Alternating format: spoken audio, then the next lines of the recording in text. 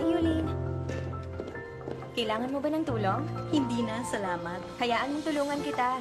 Para naman, kahit papano naging parte rin ako ng isang major interview. Balita ko, ikaw ang nirekomenda ng editor. Ikaw ang ace journalist sa magazine natin. Kaya dapat lang sa iyo yun mapunta. Yuli, siguradong tataas ulit ang sales next issue. Napaka-importante ng interview na to, kaya ibibigay ko ang best ko. Hindi na ikaw ang mag-i-interview sa kanya. Jongshui, bakit nire-review mo pa ang outline niya?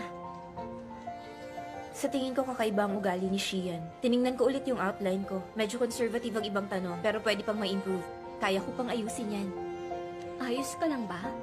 Nasiraan ka na ba dahil hindi ikaw ang mag-i-interview? Kahit ma-perfect mo ang outline mo, hindi ka rin naman babalikan ni Shian.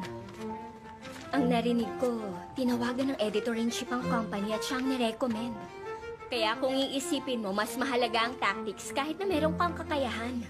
Marami pang iba dyan. Kahit na wala si Shian, may iba pang oportunidad. Maganda ang tactics, pero hanggang isang interview ka lang. Dapat maganda rin ang article mo. Kulang ako sa tactics. Hahasain ko na lang ang sarili ko. Ay, sayang naman. Hindi mo na ako matutulungan na makita ang itsura ni Shian. Pogi kaya siya o hindi?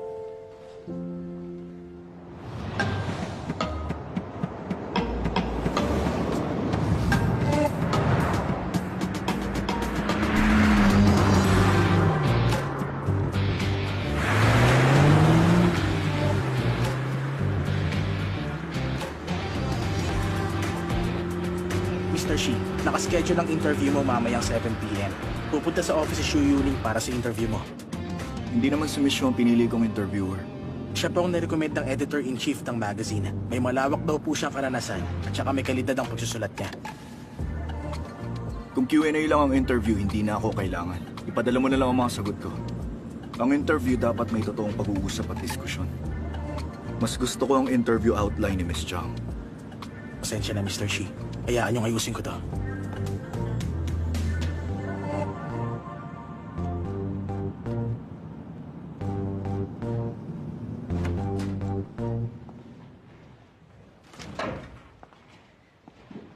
Missy, narito na ako. Okay, bye-bye.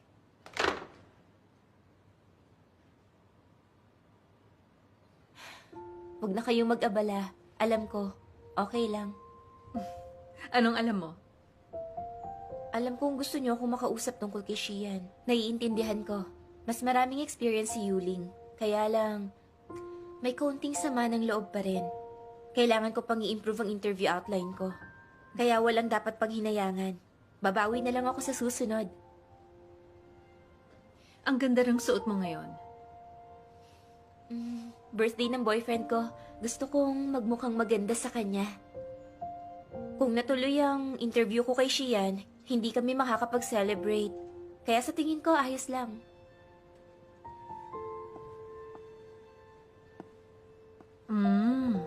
Ganun ba? Bakit, Missy? Tumawag ang staff ng Yunchuang para sa interview mamaya. Ang gusto ni Shian. Ikaw ang gumawa. Kaya nga lang, magsa-celebrate pa kayo ng boyfriend mo. Hindi ka pwede, tama?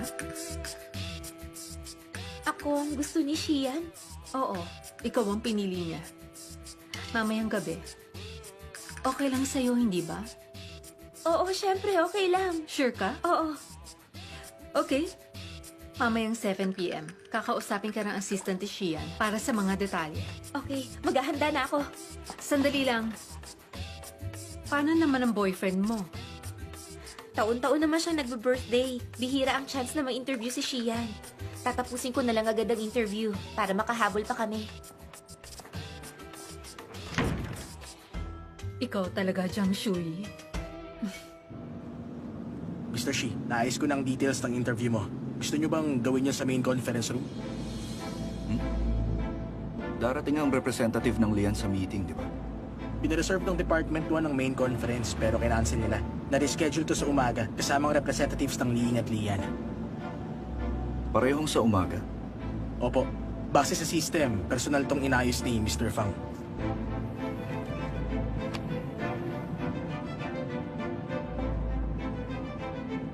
Fanlay, Ibaba mo ko kahit saan. Babalik ako ron. Opo, Mr. Shi. Ha? Paano naman si Miss Jean? Sunduin mo siya. Bumalik kayo sa mansyon. Opo.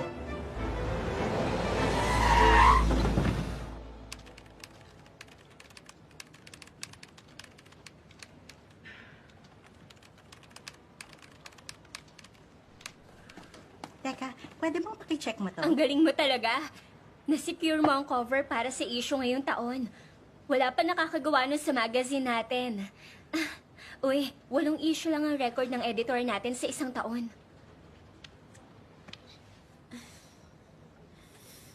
Uy, kape na naman. Ano ka ba? Salamat. Ito ang inumin mo. Salamat sa pag-check ng interview. Tingin mo, bakit kaya bigla nagpalit ng interview journalist ang Yun Chuang? Marunong lang kumilatis ang boss nila. Shishiyan? Mukhang tama ang sinabi mo tungkol sa kanya. Kung hindi, hindi niya gagawing successful ang Mingyon Yun Chuang sa loob ng ilang taon. Pero alam mo, medyo kakaiba talaga siya. Teka, alam mo nung may problema ang Mingyu Group? Iniwan niya ang kumpanya ng pamilya niya at gumawa na lang siya ng sarili niya. Ano kayang iniisip niya? Alam mo ba kung gaano katindi ang mga chismis sa kanya? Yung iba, ang tawag sa kanya runaway prince. At saka, isa siyang duwag at makasarili. Meron ding issue sa girlfriend niyang artista, si Baylin. Sabi nila iniwan daw siya agad. Pero sa tingin ko, mukhang malakas ang loob niya. Sa kabila ng mga pagdududa, pinili niya pa rin ang landas na yon. Kailangan matatag ka.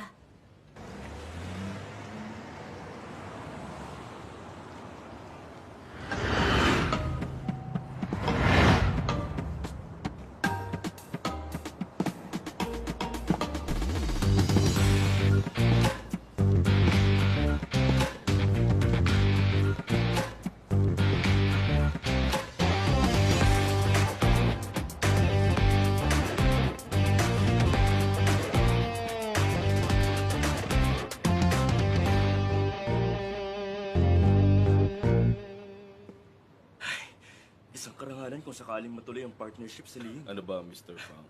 Pamilya na rin tama tayo, ka. hindi ba? Oo nga. Ilang taon na Totoo tayo ang sinabi mo. magkaibigan. Tama ka. Mr. Shi? Kumuha ka ng 2 malamig na kule sa pantry. Opo. Ay, may ginagawa akong article tungkol sa Liying. Balita ko may pinag-aaralang investment ang Yun Chuang. Teka, alam mo ang Liying, di ba? Ilang taon rin sila nakakuha ng momentum. Maraming gustong mag-invest sa kanila. Walang kahit isang malinaw na picture si Shian sa internet. Mas lalo pa siyang naging mailap. Ayaw niyang magpakita sa harap ng press. Kung makukunan lang sana natin siya ng exclusive video or audio piece para sa digital magazine, siguradong dadami ang readers natin. Iniisip mo pa rin ang pag-upgrade ng digital magazine? Lahat tayo nakikinabang sa financial information. Kung hindi i-revamp at ipapareho natin ang content sa print version, walang interaction sa mga readers, lalo silang mananawa sa atin. Mukhang ang maganda ang point mo. Pero wala namang sapat na manpower o pera ang company para ma-upgrade ang digital magazine na yan. Kahit na makumbinsi ang editor-in-chief, siguradong tatanungin ka pa rin niya. Sinong gagawa? Anong gagawin? Saan tayo kukuha na pera? Eh di ako. Gusto kong makita ng mga nakatataas na kaya kong manguna sa pag-upgrade ng digital magazine. Kapag na-monetize ang content, masasagot ang problema sa upgraded digital magazine. Ang tapang mo talaga. Ipagpatuloy mo, susuportahan kita.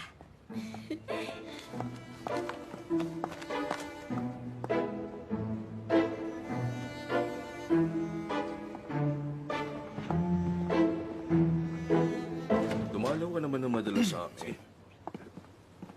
Ay, Mr. Shi. Mr. Shi. Malamig yan. Salamat, Mr. Shi. Siya nga pala. Tiningnan ko ang in-update mong data habang papunta rito. Maganda ang progress. Oo, kagabi lang namin natapos yon. Lily, samahan mo si Mr. Shi sa kabila. Susunod ako. Yes, Mr. Shin. Mr. Shen, dito tayo.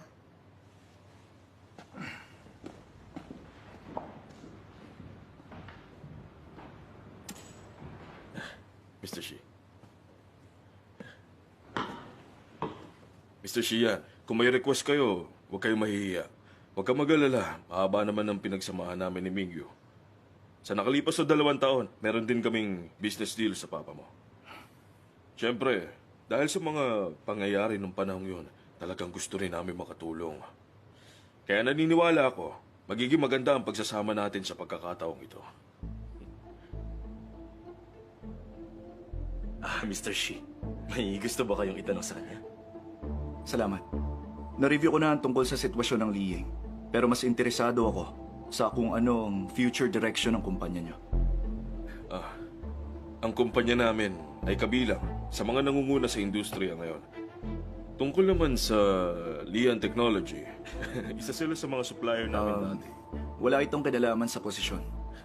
Base na rin sa impormasyon nyo, kung ang pinakalayunin ng kumpanya nyo ay maglingkod sa mas malawak na publiko, nangangailangan ito ng karagdagang advancement sa technology.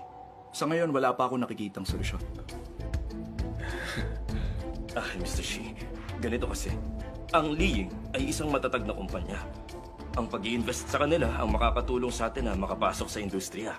Isa pa, magandang relasyon ng Liying at Mingyu. Kumbaga, magkasama sa hirap at ginhawa. Tama yun. Naiintindihan ko. Malaki ang respeto ni Papa sa Liying.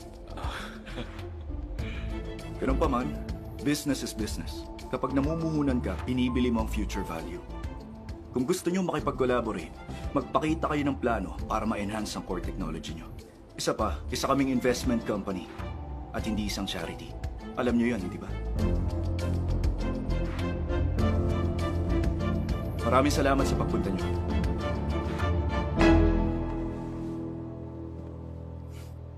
Mr. Fang, pakihatid si Mr. Lee. Pero, Mr. Lee!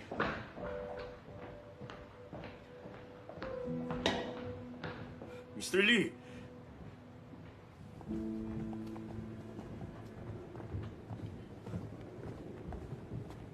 Mr. Lee. Dito po tayo.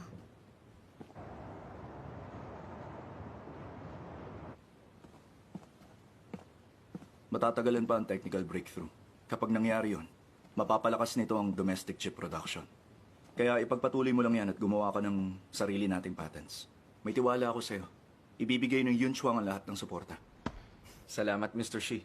Kung mareresolba natin ang issue sa pondo ng R&D, sigurado akong malaki ang magagawa natin. Bibisita ulit ako sa Lian bukas.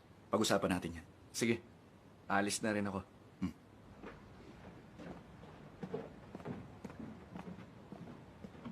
Mr. Shi, tatapatin ko na kayo.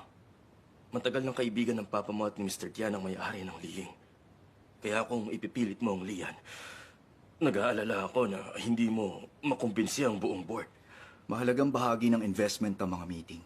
Kung di mo kayang ayusin ang meeting schedule sa mga potential partner, paano ko ipagkakatiwala ito sa'yo? Base sa future trends ang investment ng Mingyu, hindi personal na koneksyon.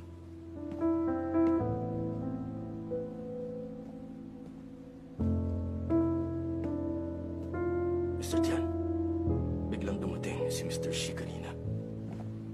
Hello, sir.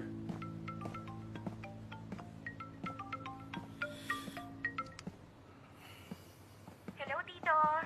Di ba nangako ka? Nasusunduin mo May ako? nangyari kasi. Tito, hindi mo na ba ako mahal? Mr. Shi, Mamaya na lang tayo mag-usap ulit. nihatid ko na si Miss Jean. Pero nagrereklamo siya dahil hindi mo siya sinundo. Gusto niyang malaman mong nagtatampo siya. May sasabihin ka pa? Meron pa, hindi ka raw makontak ni Mr. Guanji sa phone mo. Anong kailangan niya? May i-host siyang dinner sa Warner Estate. Pinipilit niya na pumunta ka. Busy ako. Inaasahan ni Mr. Guanji na yan ang sasabihin mo. May mahalagang tao raw siyang ipapakilala sa'yo.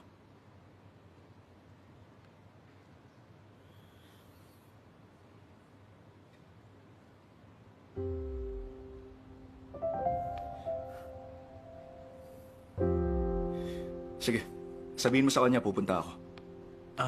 Paano pala yung interview mo? Ipaliwanag mo sa kanila ang sitwasyon at i-reschedule mo na lang. Sige, gagawin ko na.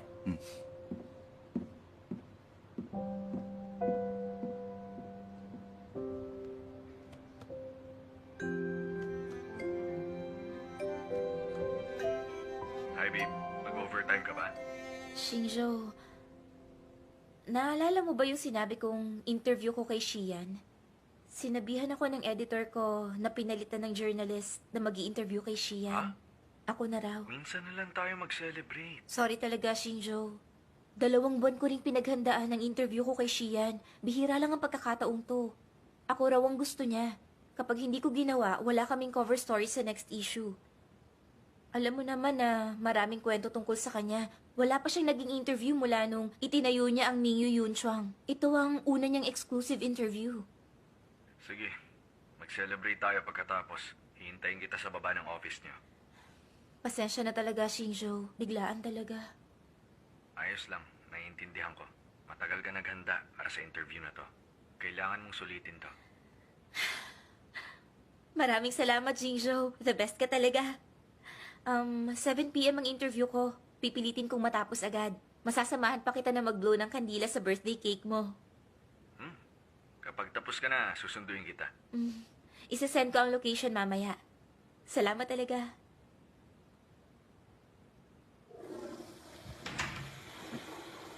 Ay. Ayos lang talaga sa boyfriend mo. Okay lang daw. Sabi pa nga niya, susunduin niya ako. Ay. Alam mo, napakaswerte mo. Napaka-understanding talaga ng boyfriend mo. Samantalang ang boyfriend ko napaka-possessive. Kapag hindi ko siya sinipot, magagalit siya sa akin. Kahit ano pang dahilan ko. Tara na.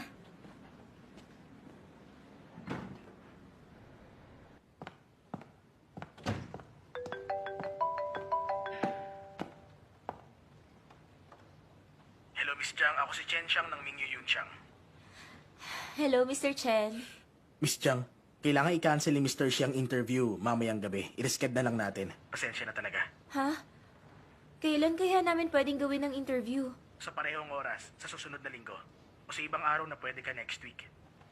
Kung next week pa ang interview, wala kaming cover story para sa next issue.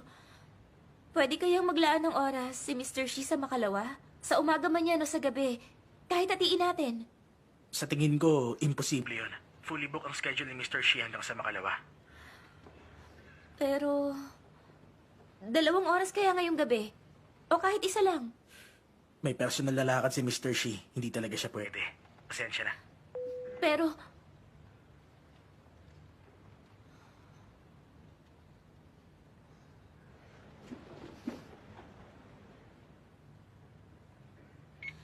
Hi, Shanshan. Favor naman dyan. Tulungan mo akong alamin kung saan pupunta si Shian ngayong gabi.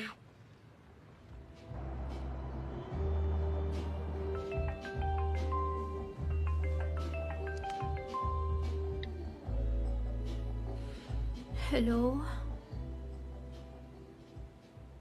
Anong sabi mo?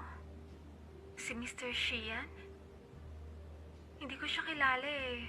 Pero maswerte ka dahil kilala ko ang kaibigan niya na si Guanji. May private banquet sila sa Warner Estate ngayong gabi. Pupunta ang mga kilalang tao sa Jiangcheng na may connection sa Guan Capital. Hindi ko lang alam kay Shian. Pupuntahan ko na lang din. Teka nga, hindi ba kayo magsa-celebrate ang birthday ni Xingzhou ngayon? E di, hindi mo siya sisipotin? Eh, kesa naman, pakawalan ko si Shian. Kung sa bagay, mas charming ang babaeng career-driven. Maraming salamat sa pambobola mo.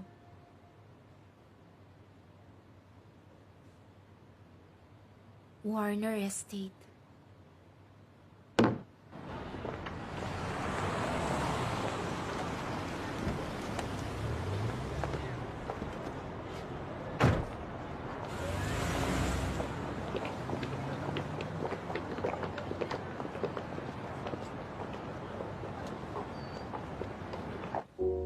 Please enjoy.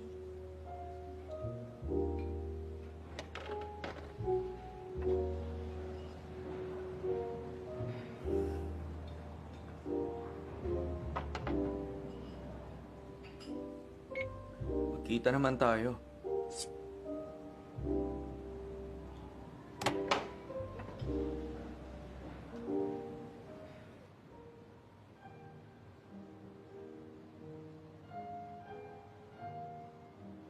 Mr. Chen, magandang gabi. Nasa Warner Estate ako. Ha? Miss Jiang, paano mo?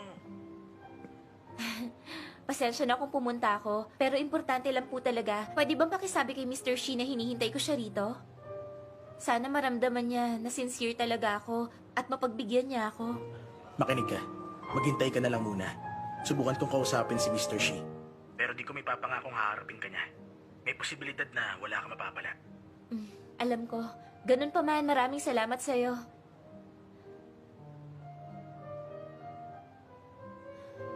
In-organize ni Guanji ang banquet at pinapunta ang lahat para kumain at uminom. Baka hindi naman ganun. Balita ko si Yuyu. Nirecruit pa ng Guan Capital mula sa ibang bansa. Professor siya sa university. Guan Capital lang ang kukuha sa kanya bilang consultant. Nakita ko rin ang anak ni Shi rito. Hindi maaasahan ang anak ni Shi Wanguang. Noong mga panahong may problema ang Mingyu, nagsarili pa siya. Kaya si Shi Wanguang, ipinagkatiwala na lang ang kumpanya sa manugang niya. Grabe talaga. Sa tingin ko, ang mga binata ng pamilyang Guan at Shi, mga ambisyoso. May kinuha pa silang profesor. Mukhang may pinaplano silang malaki. Yung isa mahihain, yung isa puro party. Ano naman ang magagawa nila? Eh di magpayabangan.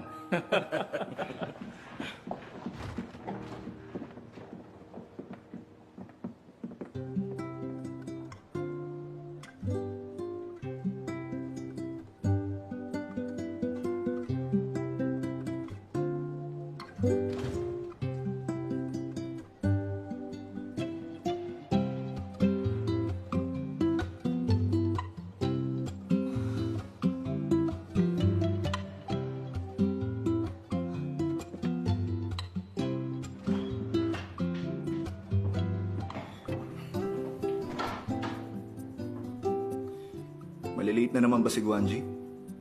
Ha? Sabi niya naipit siya sa traffic pero malapit na rin siya.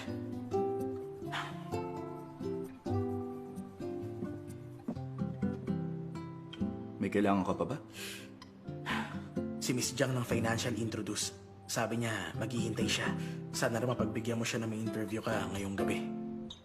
Jiang Shui? Di ba sabi ko kausapin mo siya? Kinausap ko siya.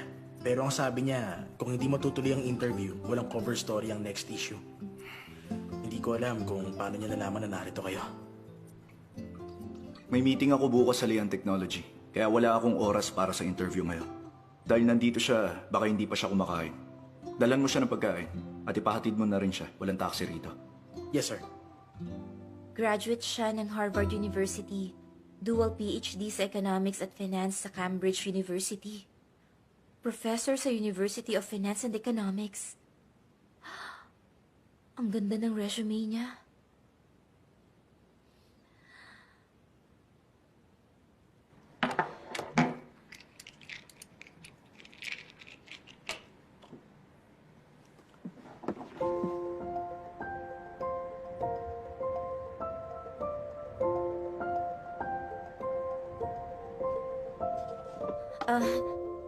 Salamat. You're welcome.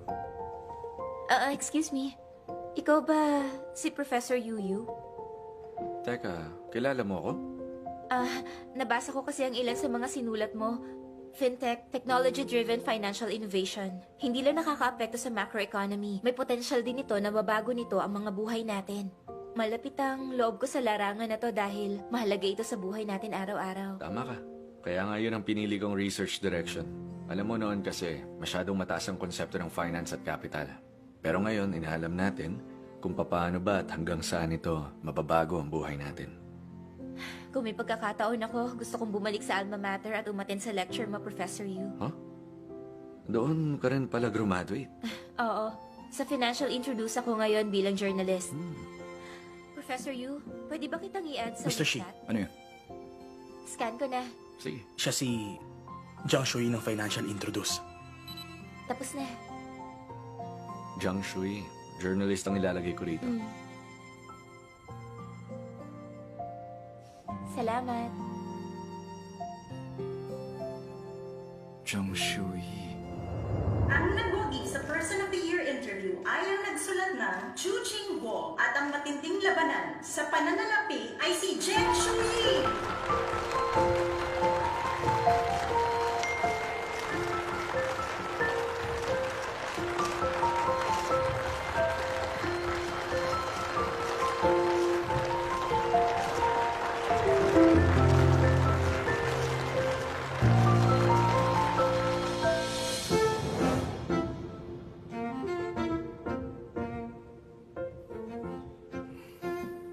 Pasensya na talaga, late na ako dumating.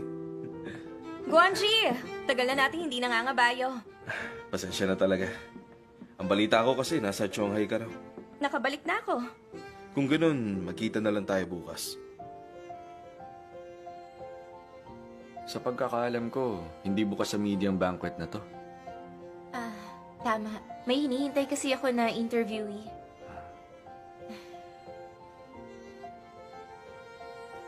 Mahalaga ang trabaho, ganun din ang health mo. Mukhang hindi maganda ang pakiramdam mo. Wala to. Iinom lang ako ng gamot.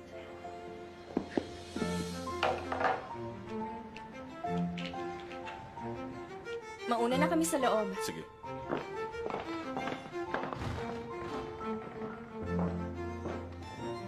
Kailangan ko nang umalis. Sige.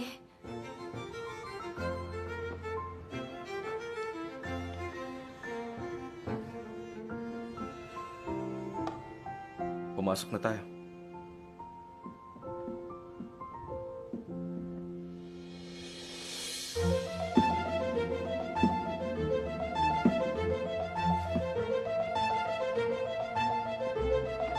Mr. Shi!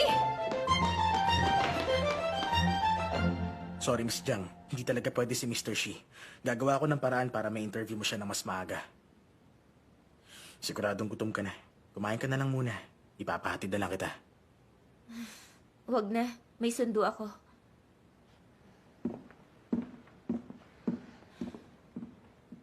Malapit na yun eh. Kahit ipakita mo lang sana ang mukha mo. Masaya akong makita kayo.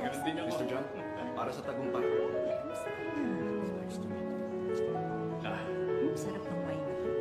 Mr. Wang, kamusta ka na ngayon?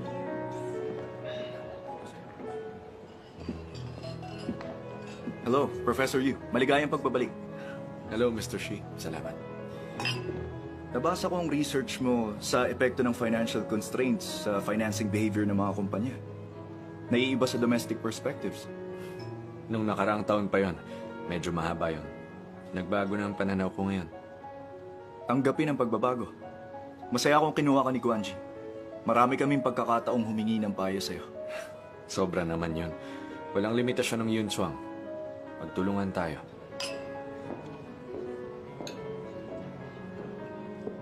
Nga pala, binasa ko kanina ang Zhu Xingguo at ang matinding labanan sa pananalapi. Matalas ang pananaw, magandang pagkakasulat, at nakaka-inspire.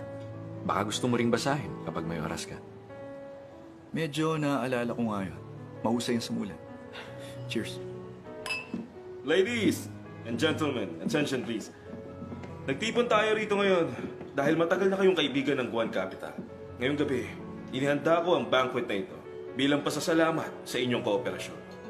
Kasabay nito, gusto kong ipakilala ang bagong kaibigan. Ang aming strategic advisor, Mr. Yu Yu, isang finance professor.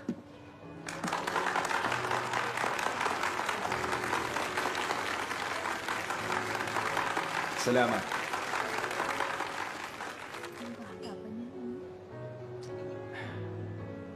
Enjoy kayo. Hayaan nyo ipakilala kong... Hindi na kailangan.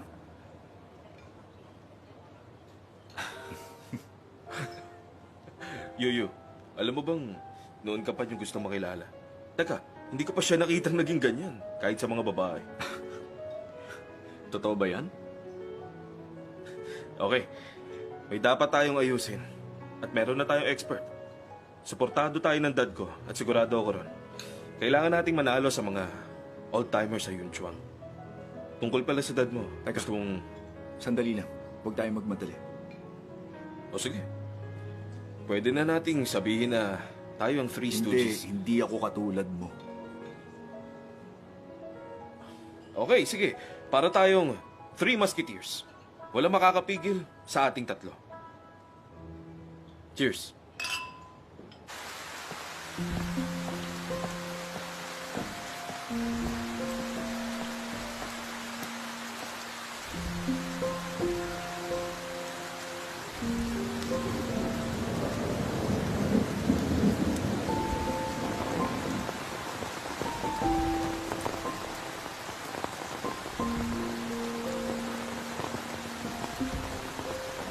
Shi, Jingzhou, nasan ka na? Sobrang traffic. Hintayin mo lang ako. Punta na ako. Sige, nandito lang ako sa tabi para hindi ka na maghanap sa akin.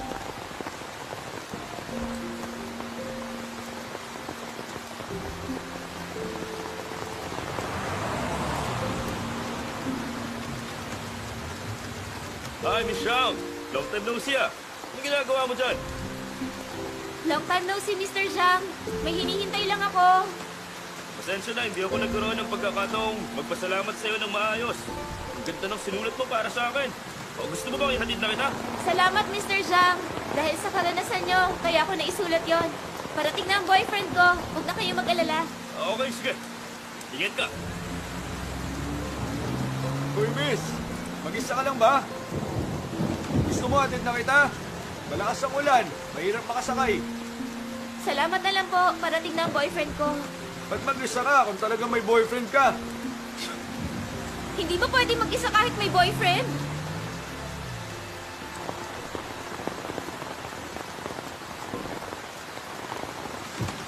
Bakit kaya nandito pa siya?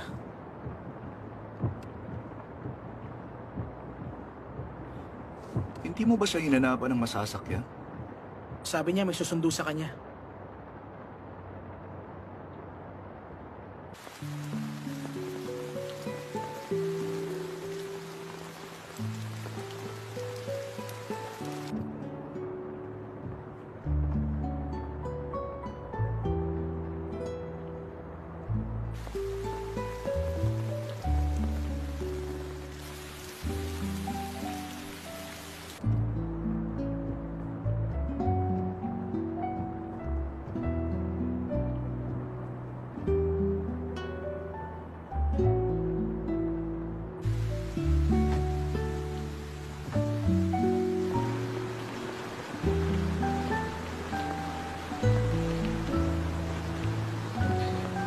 Jingzhou, gaano pa katagal? Ang lamig na eh. Hindi kaya hindi pumunta yung sundo niya? Sa ganitong oras sa lugar na to? Sabayan pa ng ulan? Mahirap makasakay. Ilapit mo ang kotse.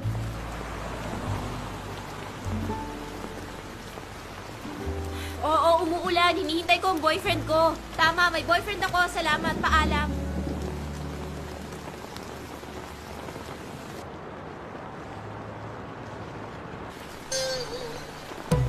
Hindi siya yun, di ba? Sige, sige.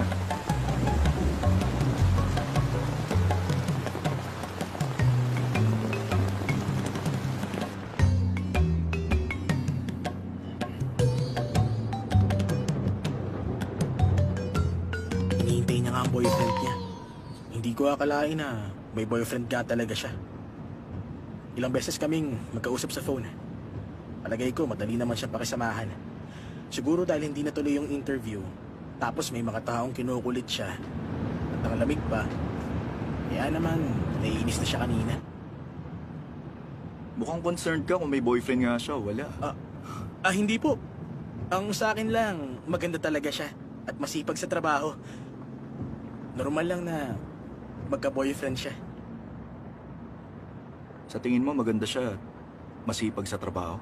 Siyempre naman, malaki ang tiwala nilang lahat. Lalaktaw po siya ng ranggo at magiging deputy editor. Jan Xiang, may napansin lang ako. Ano po yun? Mas malaki ang talent mo maging marites kaysa assistant. Ay.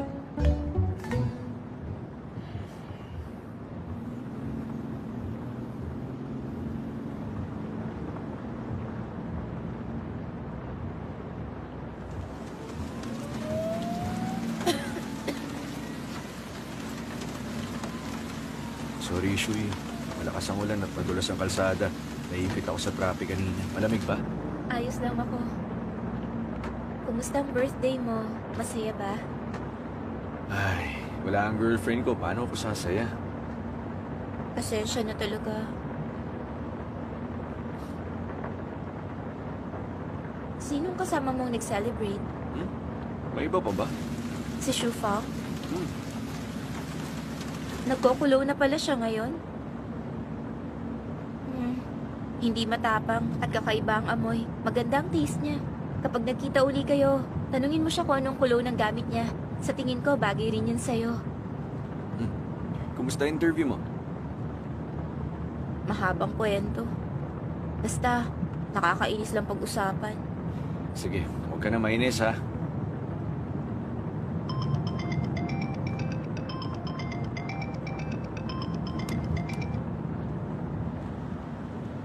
Bakit pinatay mo? Sa'yo lang ako pagkatapos ng trabaho. Walang pwedeng tumawag. Sumama ka muna. Ipagluluto kita ng noodles. Huwag na, masyado nang late. Hindi rin magandang pakiramdam mo. Bawi ka na lang sa susunod. Bakit napaka-considerate mo? Kasi mahal kita, nasisiraan ka na.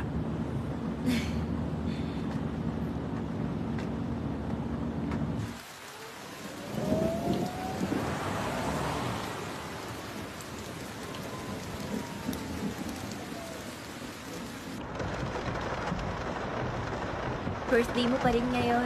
Happy birthday, Shinjo. Salamat, babe. Papasok na ako.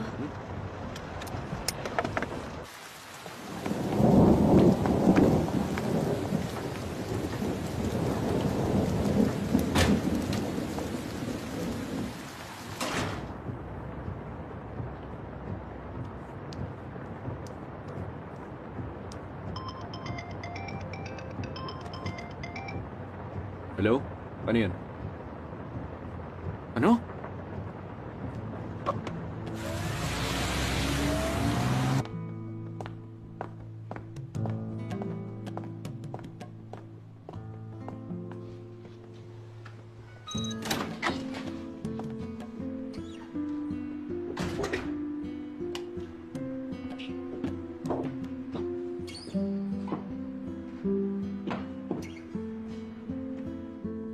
Ay, kailangan kong masabihan agad ang editor.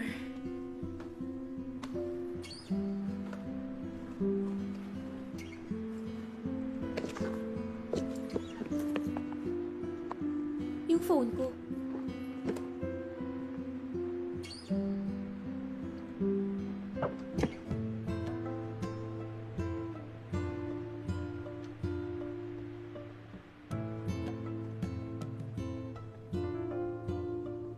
Ospital? Paano nakarating dun? Nanakaw? Alam ko hawak ko yun pagsakay ko sa kotse. Anong ginagawa ni Shinjo sa ospital? May sakit ba siya? Baka naaksidente siya.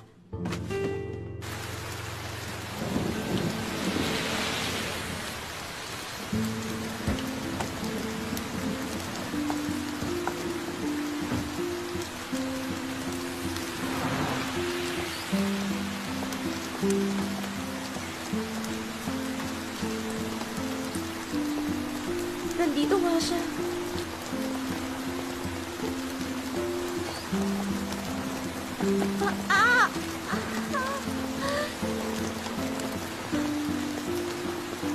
Ang plaka na ganito. Ay, buti pa lumayo na ako.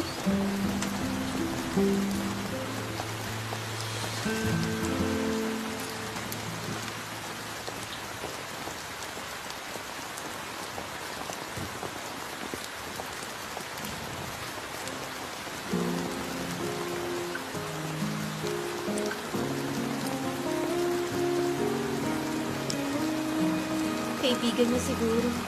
Normal lang na dalawin ng kaibigan sa ospital.